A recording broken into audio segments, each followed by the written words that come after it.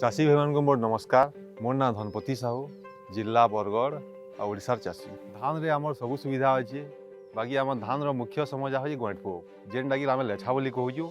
सेटा अषाढ़िया डालुआ दुई खेड़ा हो जदि से आगे आगु कंट्रोल नहीं करमा बेले आमर धान अमल बहुत कमी हो जेनटा कि आमको बहुत क्षति सहबारी पड़ू। सुखा खेल लगी आम धान क्वालिटी कमुची और जेनटा कि आम बहुत लस हो जाऊँ।